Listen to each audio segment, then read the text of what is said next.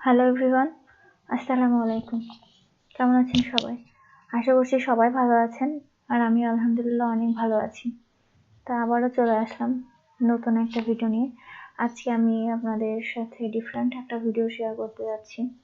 আর ভিডিওটা কেন ডিফারেন্ট তা হয়তো পুরোটা দেখলে বুঝতে পারবেন। কারণ আমি যে ব্লগগুলো তৈরি করি সেটাতে শুধুমাত্র রান্নাবান্না থেকে শেষ হয়ে যায়। এর বাইরে আর কখনো আমি যাই না বা অন্য কিছু শেয়ার করি না ঠিকমতো। তো এখন থেকে একটু ভিন্নতা আনার চেষ্টা করতেছি। আর সেটা হচ্ছে যে আজকের ভ্লগটা একটু অন্যরকম ভাবে করার চেষ্টা করব। হয়তো রান্নাঘরের বাইরেও যাওয়ার চেষ্টা করব। এজন্য বললাম ডিফারেন্ট একটা ভিডিও। আর মাঝখানে আমি কয়েকদিন ধরে ভিডিও দিইনি। ২-৩ দিন সম্ভবত ৩ দিন ৪ দিন মতোই হবে। তো না দেওয়ার কারণটা হচ্ছে যে আমার একটু প্রবলেম হয়েছে। প্রবলেম বলতে আমি অনেকগুলো ভিডিও শুট করে রাখছিলাম। এর আগে আমি লং টাইম ধরে ভিডিও দিইনি। কিন্তু সেই সময়টাতে আমি রেগুলার ভিডিও শুট করে রাখতাম।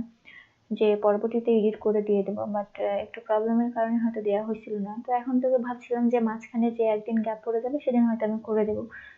কিন্তু ভিডিও এডিট করতে যাই দেখি যে আমার ভিডিও সবগুলো নষ্ট হয়ে গেছে। নষ্ট হয়ে গেছে বলতে ভিডিও সবগুলোই উল্টা। এডিট করতে যাই দেখি যে অন্যরকম ভাবে হয়ে আছে। তো যাই হোক আর করা হলো না। এগুলোর জন্য প্রচুর মন খারাপ ছিল। যে অনেক কষ্ট করে ভিডিওগুলো তৈরি করছিলাম।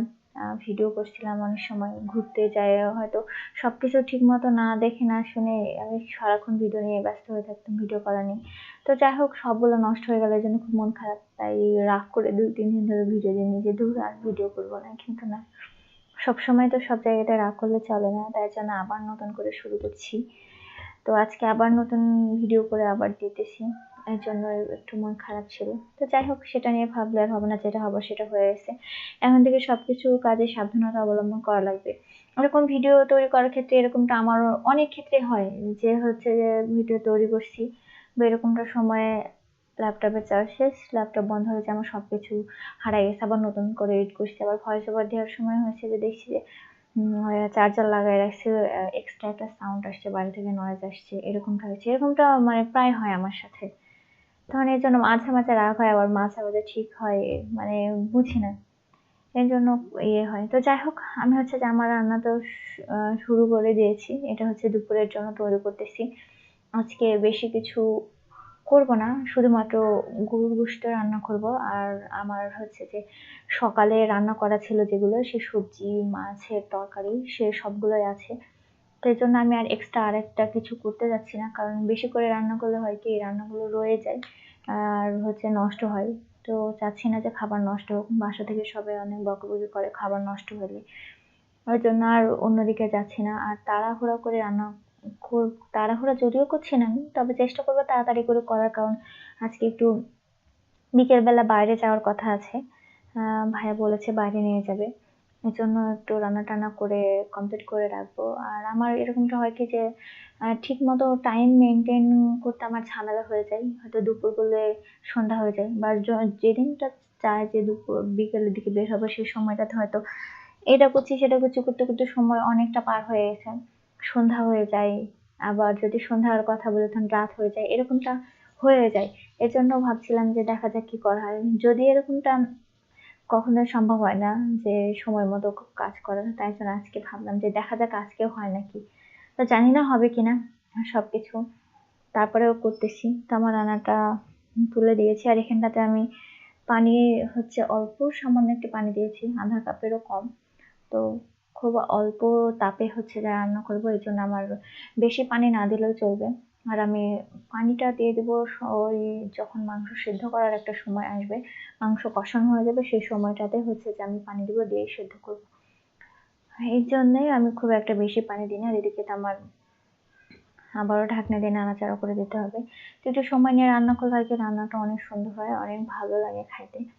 তো যাই হোক রান্নাটা শেষেই তো আমি হচ্ছে বাইরে যাবো, এই জন্য আমার একটু এক্সাইটেড। আর এক্সাইটেড হওয়ার কারণ হচ্ছে যে যে জায়গাতেই যাবো সেই জায়গাটাতে আমি রেগুলারই যাই। বাট হচ্ছে যে মানে যেখানে মেইনলি আজকে যাওয়ার কথা সেই জায়গাটাতে খুব একটা যাওয়া হয় না। কারণ রাস্তার এপাশে আর ওপাশে।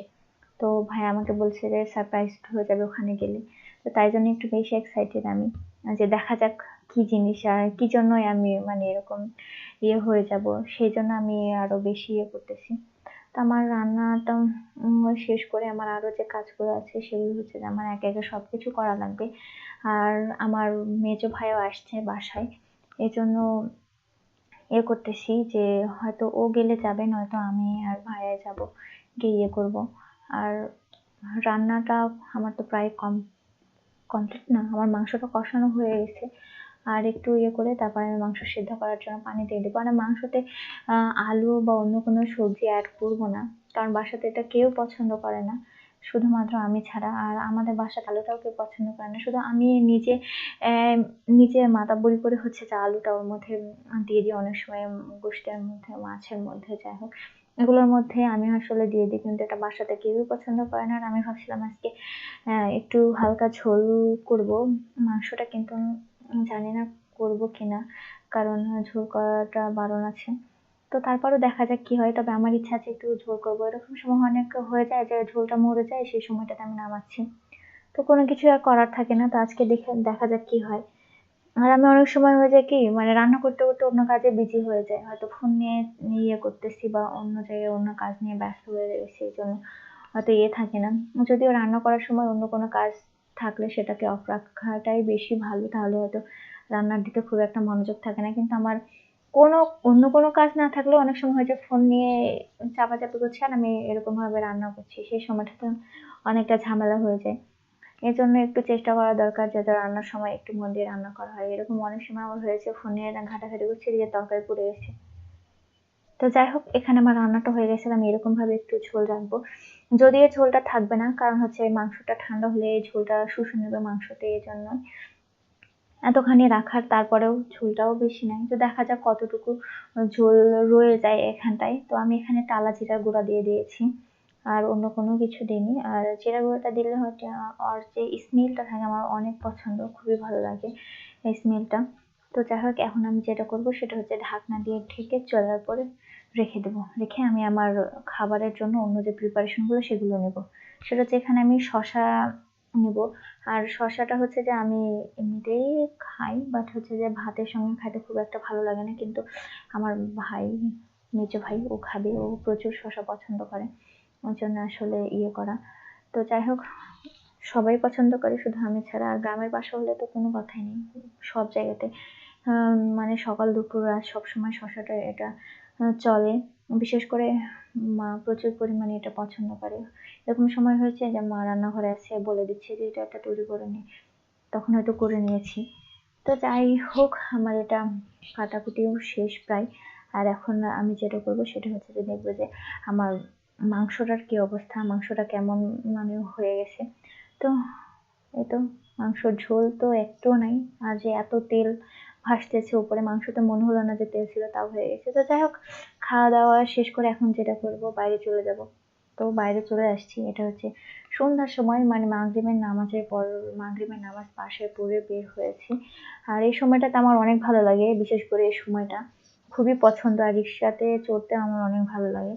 তো যাই হোক, অনেকটা ভালো একটা সময় কাটছিল, অনেকদিন পর এরকম সময় বাইরে বের হয়েছি। এরকমটা হয় যে বেশি রাত হয়ে যায়, আবার হয়তো বিকালে হয়ে যায় এরকমটা, তারপরে অনেকটা ভালো ছিল। তো তো শেষমেশ এরকম একটা জায়গাতে চলে আসলাম, আমি তো সত্যি অনেক সারপ্রাইজড ছিলাম।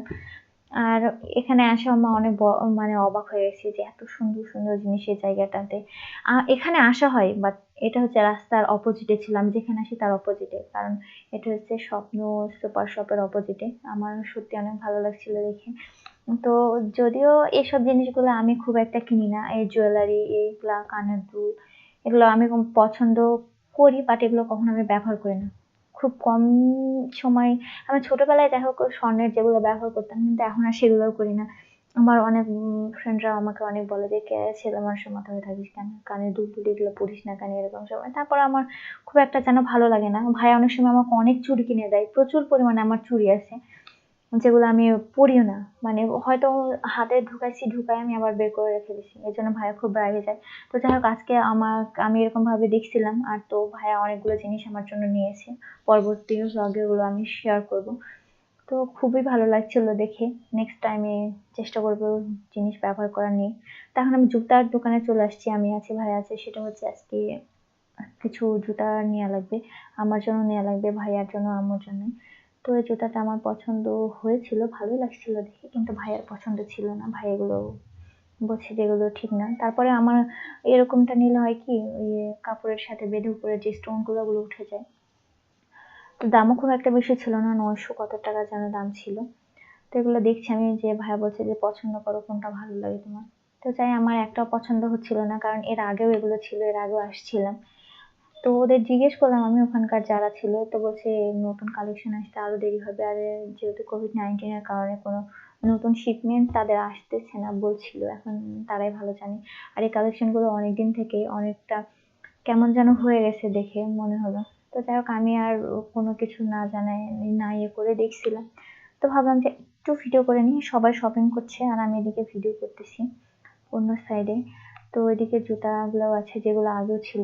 আমি মেইনলি আজকে আসছিলাম যে কারণটাতে, সেটা হচ্ছে যে আমি একটা জুতা নেওয়ার জন্য আসছিলাম। যদিও ভাই আমাকে স্যান্ডেল নেওয়ার কথা বলছিল, তারপরে আমি ভাবছিলাম যে না, স্যান্ডেল নেবো না, স্যান্ডেল যেহেতু আমার আছে সেহেতু ওগুলো না নেওয়ার চেষ্টা করছিলাম, কিন্তু জুতা দেখে খুব একটা আমার ভালো লাগছিল না।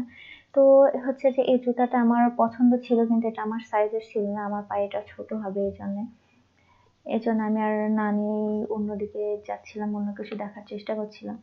তো দেখলাম যে না, হচ্ছে না আমারটা। তো মনে হয় যে পরের একটা সময় আবার আসা লাগবে, আজকে যেহেতু অনেকটা রাত হয়ে গেছে। আর এদিকে ব্যাগও দেখছিলাম আমি, আর এই ব্যাগগুলোতে মানে প্রাইসটা অনেক বেশি ছিল।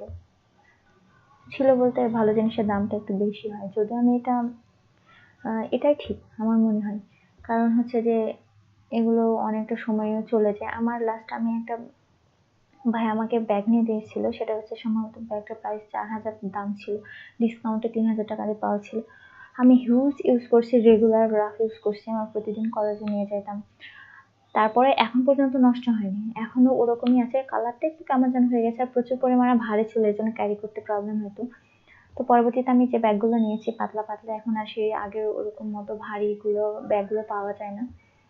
তো ব্যাগগুলো যে খারাপ ছিল তা কিন্তু না, অনেক ভালো ছিল, দেখতে অনেক ভালো লাগছিল, নতুন না হলেও অনেকটা ভালো ছিল। তো যাই হোক, আমার তো ঘোরাঘুরি শেষ, আর ঘুরতে ভালো লাগছে না। তো এদিকে জুতা দেখছিলাম, আর আমার ভাইয়ের শপিং অলরেডি শেষ, ভাইয়া বিল দিচ্ছিল, আর আমি সেই সময়টাতে এগুলো করতেছিলাম। তো আজকে ভিডিওটা আর বেশি বড় করব না, যেহেতু শপিং শেষ সবগুলো। মেন যে কারণটা ছিল সেটা হচ্ছে আম্মুর জন্য, ভাইয়ের জন্য নেওয়ার জন্য। তো তাদের জন্য নেওয়া শেষ হয়ে গেছে, আমার আজকে পছন্দ হয়নি, আমি নেক্সট ফ্রাইডেতে আবার দেখার চেষ্টা করবো, কারণ শুক্রবার ছাড়া তো ছুটির আর দিন নেই। তো যাই হোক, আজকের ভিডিওটা এই পর্যন্ত। সবাই ভালো থাকবেন, সুস্থ থাকবেন, আর আমার ভিডিওটা শেষ পর্যন্ত দেখার জন্য অসংখ্য ধন্যবাদ। তো সবাই ভালো থাকবেন, আল্লাহ হাফিজ।